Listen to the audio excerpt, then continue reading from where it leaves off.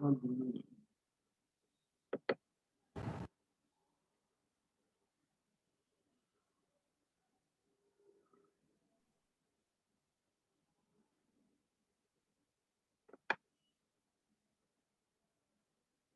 को voice clear आ रही है?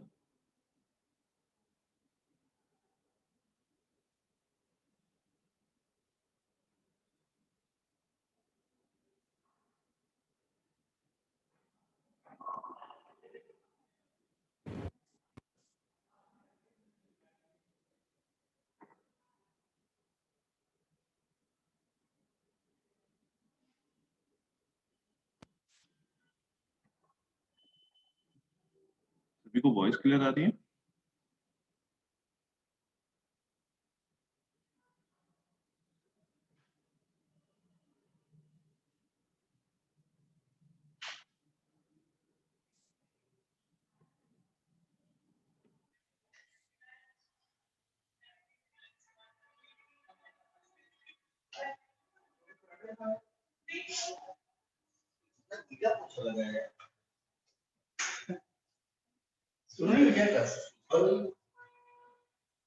पर नेट कुछ दिक्कत कर रहा था, अभी स्टार्ट किया।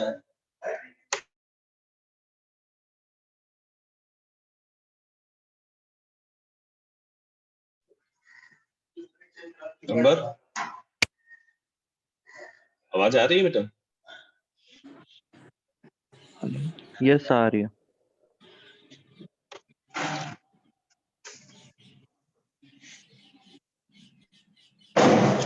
कैसी चल रही सबकी preparation?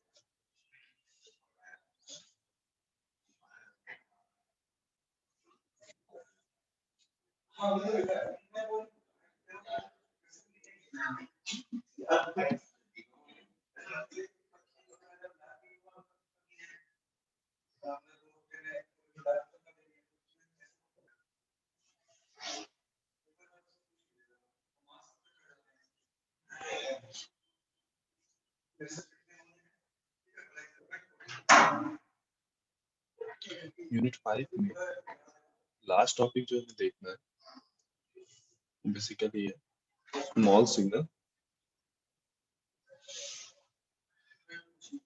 Equivalent circuit of MOSFET।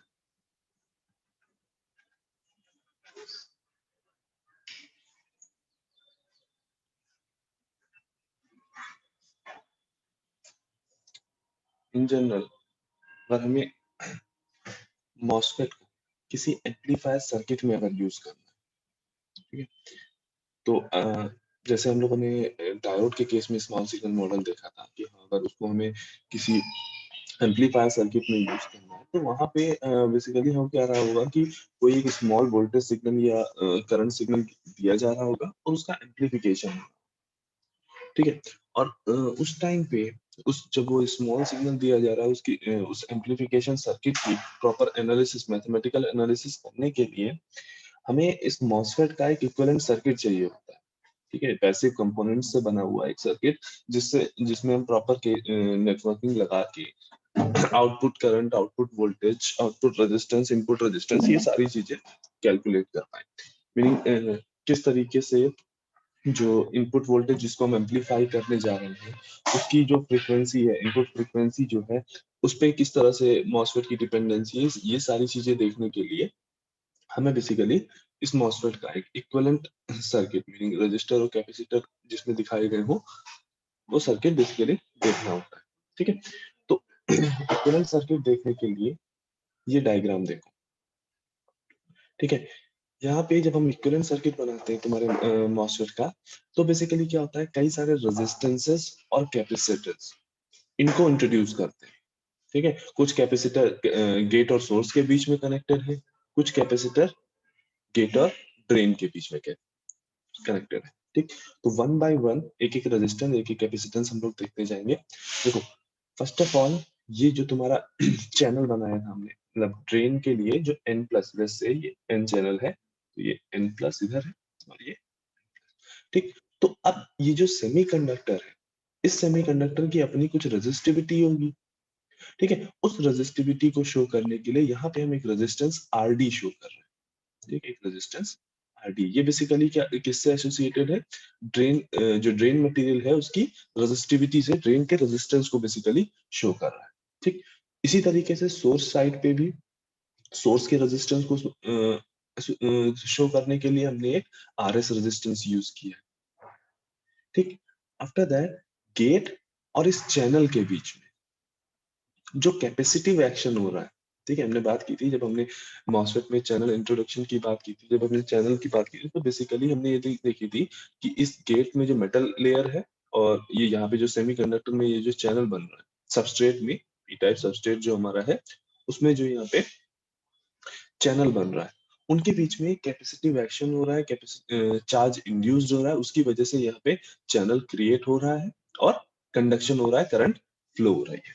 तो मीनिंग गेट और इस चैनल के बीच में कुछ कैपेसिटेंस रहा होगा। ठीक, तो यहाँ पे चैनल का वो एरिया जो, let's say इसको हम पॉइंट बी बोल रहे हैं, ठीक है, तो चैनल का वो एरिया जो सोर्स के पास में है, चैनल का वो एरिया जो सोर्स के पास में है वो और गेट के बीच में अगर हम कैपेसिटेंस देखें तो उसको हमने डिनोट किया है VGS से, यानी गेट और सोर्स के बीच में चैनल एरिया सोर्स के नियर बाई वाला और गेट के बीच में जो कैपेसिटेंस है उसको हमने डिनोट किया है CGS से।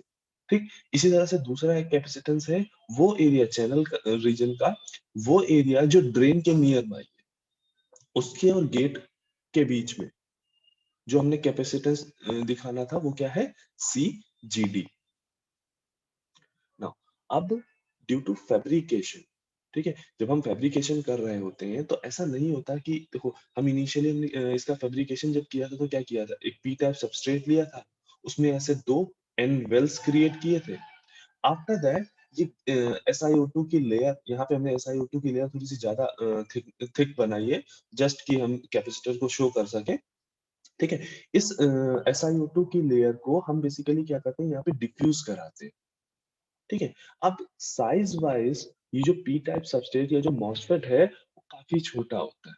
ठीक है, तो फैब्रिकेशन करते टाइम पे ऐसा जरूर नहीं है, अगर एग्जैक्टली देखें तो हमारा गेट जो होना चाहिए वो यहाँ से स्टार्ट होना चाहिए, मीनिंग जहाँ पे ये एजेस, ये वेल की जो एजेस आ रही हैं वहां से एग्जैक्टली हमारा गेट का कंस्ट्रक्शन हमें करना चाहिए, मीनिंग जो डिफ्यूजन हम SiO2 लेयर की करें वो कुछ यहाँ इतने इस ऐसे इस रीजन में करें, मीनिंग गेट जो होना चाहिए वो यहाँ कहीं से बनना चाहिए।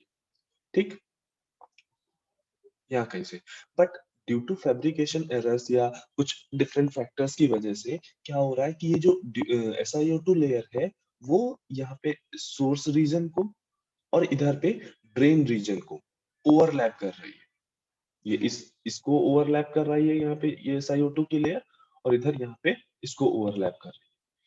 ठीक है, इन जनरल जब हमने डायग्राम देखा था तो वहां पे वो ओवरलैपिंग नहीं होती थी, तो हमने इनिशियली मॉसफेट देखा था तो ये जो ऑक्साइड लेयर थी, इस ऑक्साइड लेयर की हम ओवरलैपिंग नहीं कराते थे इसमें।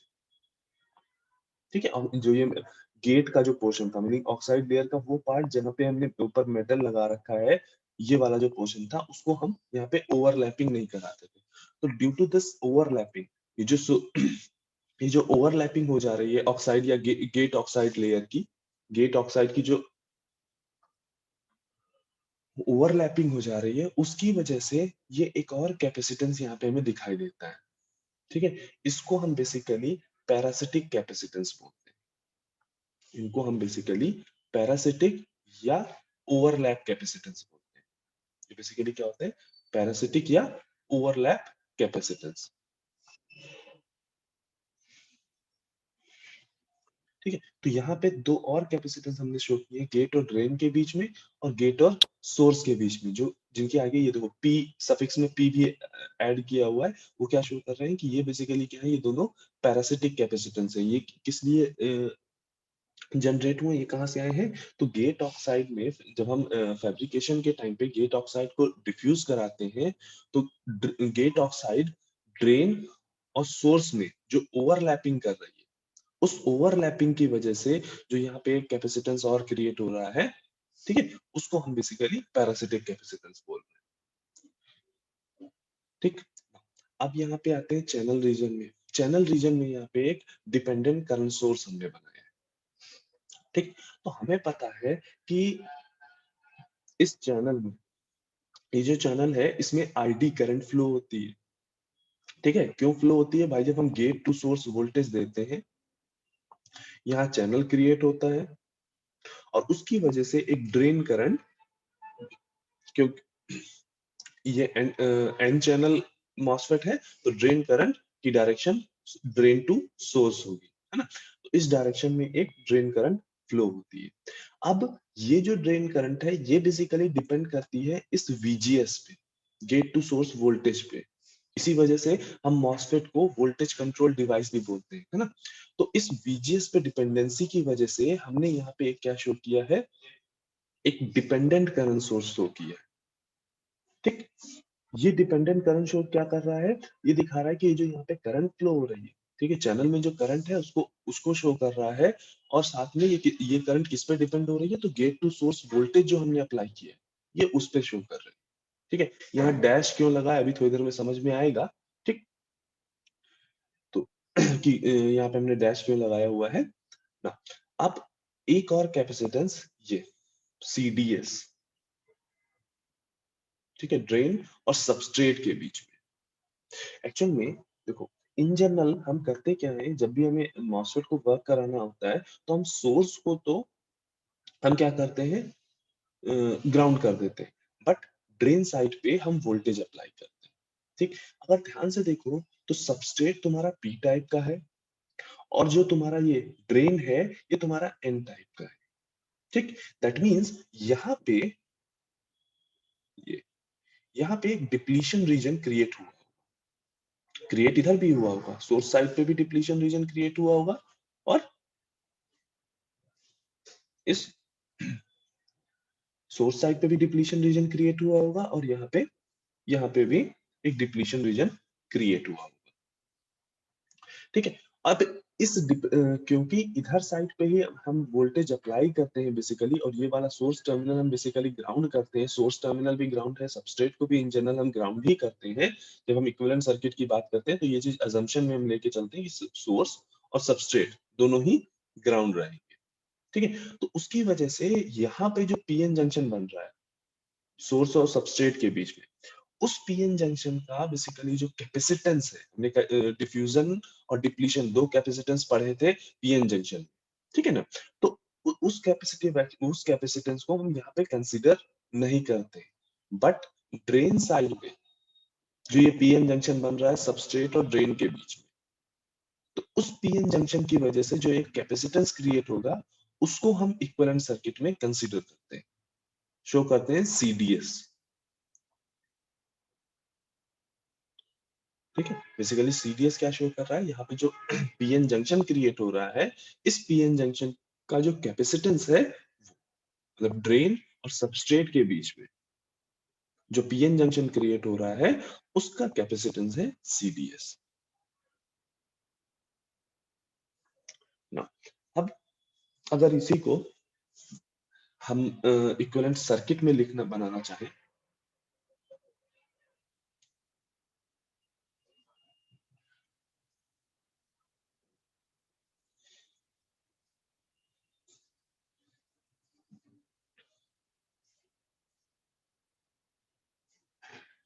तो देखो, ये हमारा गेट टर्मिनल है, ठीक।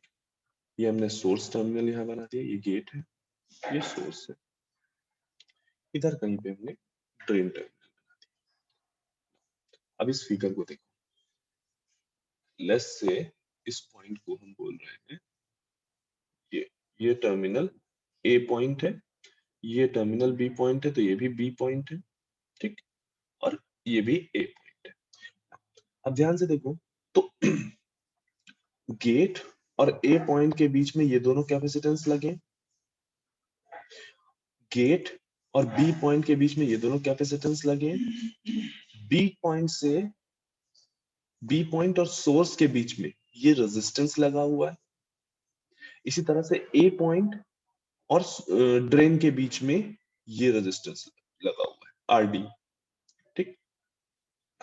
तो लेट्स से हमारा ये यहाँ पे ये ए पॉइंट है, ठीक, ए पॉइंट को हमने ऐसे ये रेजिस्टेंस से कनेक्ट कर दिया, ये हो गया आरडी। अब ए पॉइंट और गेट के बीच में, गेट टर्मिनल के बीच में ये दो कैपेसिटेंसेस लगे हैं, दोनों कैपेसिटेंसेस क्या है, पैरेलल में कनेक्टेड है। तो हम इन दोनों कैपेसिटेंस का जो पैरेलल कॉम्बिनेशन होगा उसको हम बेसिकली डिनोट करेंगे C G D T. Total capacitance, इन दोनों का जो टोटल कैपेसिटेंस होगा उसको हम इक्विवेलेंट सर्किट में शो करेंगे सी जी डी टी से, ठीक है। गेट टू ड्रेन के बीच में जो टोटल कैपेसिटेंस है इन दोनों का, पैरासिटिक कैपेसिटेंस जो ओवरलैपिंग की वजह से जनरेट हो रहा है, और जो गेट और ड्रेन के बीच में नॉर्मल कैपेसिटेंस, ठीक है, इन दोनों का जो टोटल है वो हम बेसिकली बनाएंगे गेट और ए पॉइंट के बीच में। मीनिंग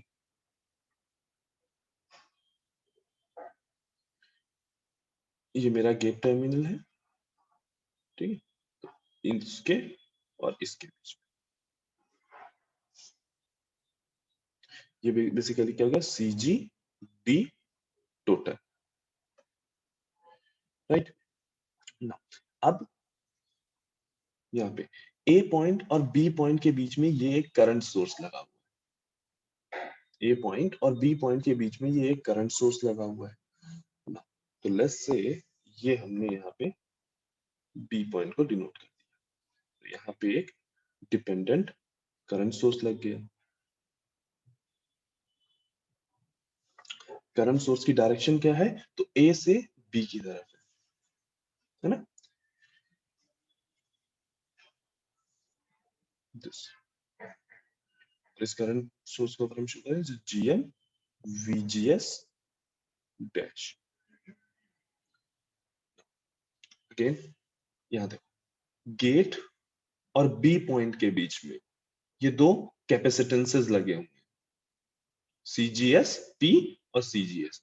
तो इनको भी हम क्या करेंगे, इन दोनों का भी हम इक्विवेलेंट ले लेंगे, इन दोनों का भी हम क्या करेंगे, इक्विवेलेंट ले लेंगे, और वो क्या हो जाएगा, सीजीएस टोटल। तो ये हमारा गेट टर्मिनल है, और लेस से इसको हमने ऐसे कनेक्ट कर दिया, यहाँ बी टर्मिनल है तो ये भी बी टर्मिनल ही हुआ, यहाँ से ये एक कैपेसिटेंस यहाँ पे ऐसे हमने कनेक्ट कर दिया, सी जी एस टी, ठीक ना। अब नेक्स्ट, बी टर्मिनल और सोर्स के बीच में एक रेजिस्टेंस है आर एस, बी टर्मिनल और सोर्स के बीच में एक रेजिस्टेंस है आर एस। तो लेट्स से यहाँ से इस बी टर्मिनल से ऐसे करके ये हमने यहाँ रेजिस्टेंस शो कर,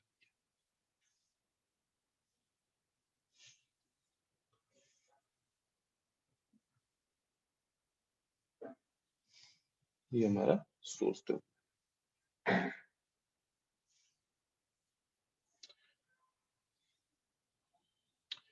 ठीक। आफ्टर दैट यहाँ पे एक एक कैपेसिटेंस और एक रेजिस्टेंस, आपको ये तुम्हारा रेजिस्टेंस जो है आर एस है, ठीक है। इसके बाद इसको थोड़ा सा ठीक कर लेते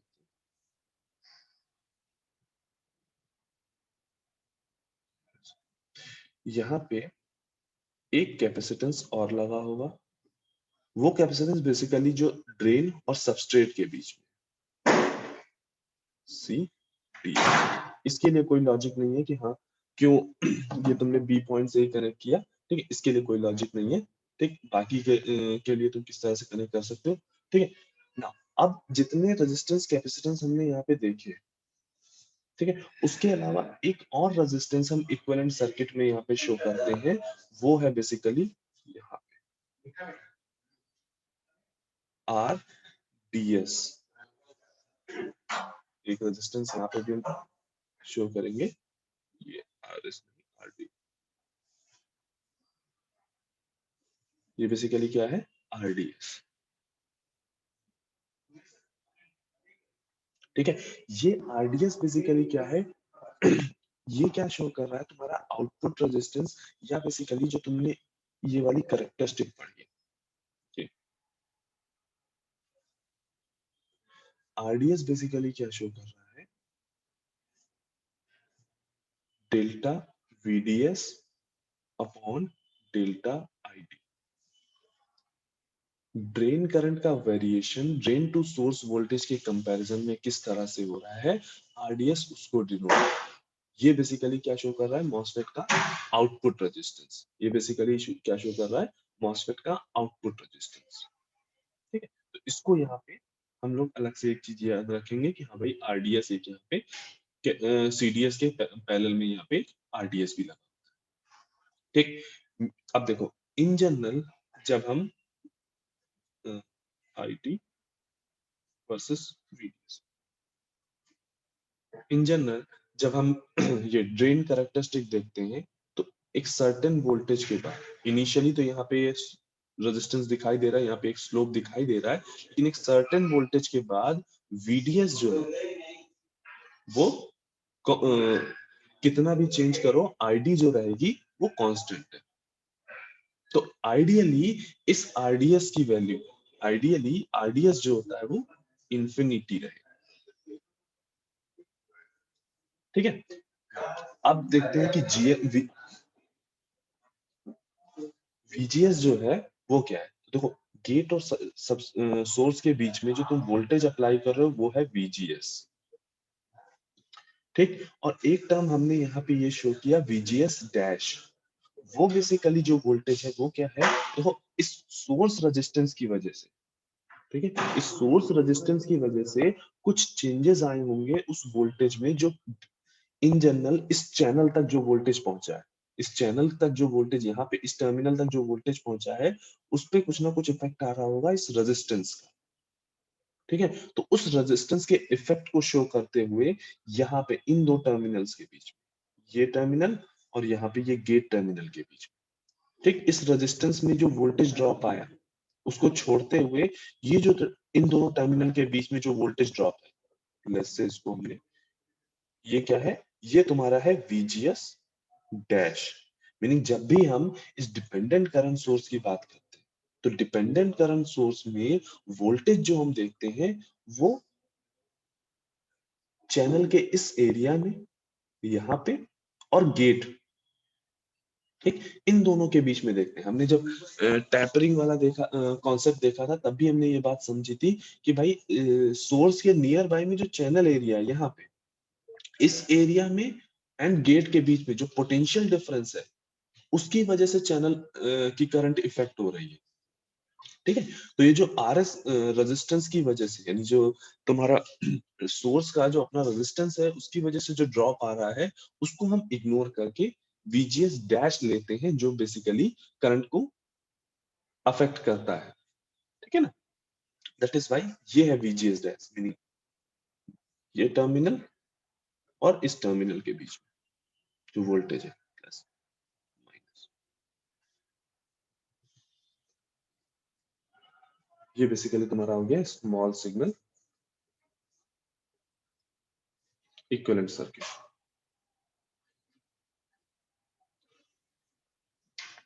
ठीक है ना। अब हमें इसके कुछ पैरामीटर्स देखने होंगे कि भाई जीएम को कैसे डिफाइन करते हैं, आरडीएस को कैसे डिफाइन करते हैं। जैसे अभी हमने देखा कि RDS is equal to delta VDS upon ID. तो इसके लिए थोड़ी कुछ चीजें इसके लिए देखनी है, कुछ चीजें इसके लिए देखनी है।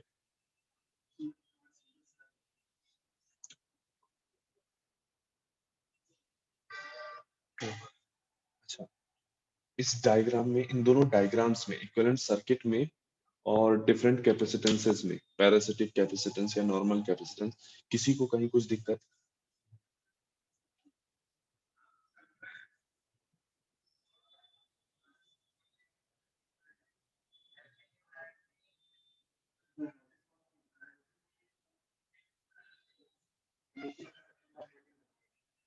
ठीक ना।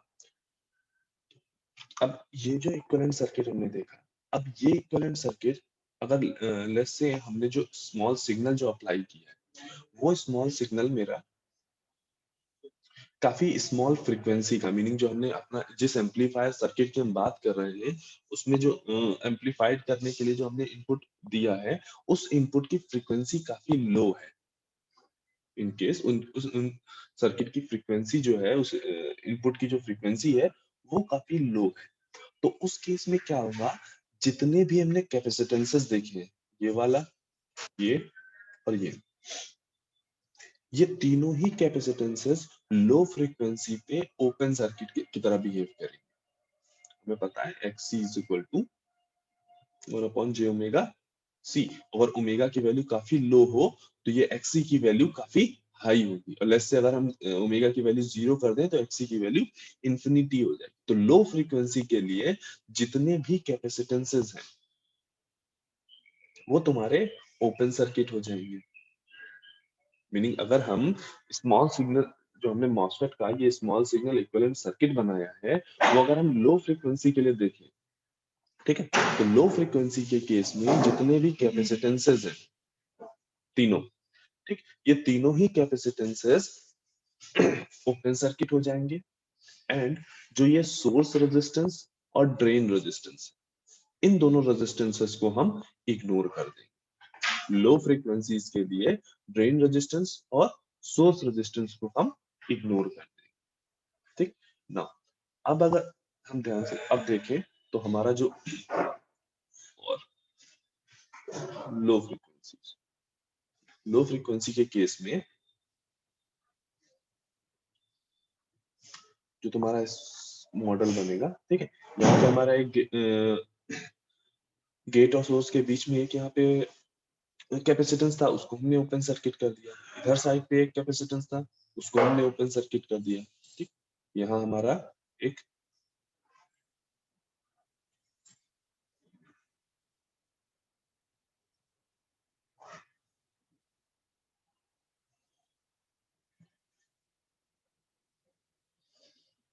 RDS और ये GM VGS डैश।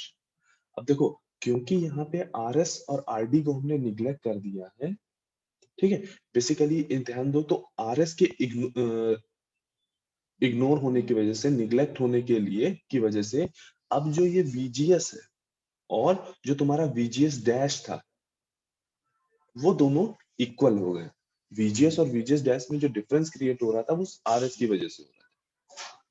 ठीक है, बेसिकली हुआ क्या है, देखो ये ओपन सर्किट कर दिया इसको हमने, इस कैपेसिटेंस को,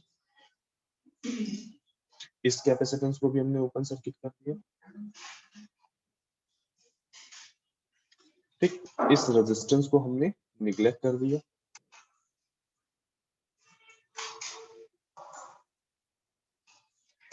ठीक, इस कैपेसिटेंस को भी हमने ओपन सर्किट कर दिया। इस रेजिस्टेंस को हमने निग्लेक्ट किया।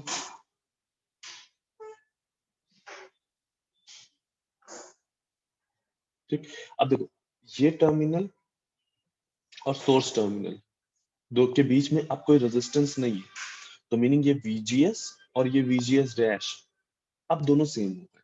तो मीनिंग अगर हम सोर्स रेजिस्टेंस को इग्नोर कर दें तो इस करंट को कौन कंट्रोल कर रहा है, गेट टू सोर्स का वोल्टेज। ठीक, तो मीनिंग अगर हम लो फ्रीक्वेंसी पे स्मॉल सिग्नल इक्विवेलेंट मॉडल बनाए तो वो कुछ इस तरीके का।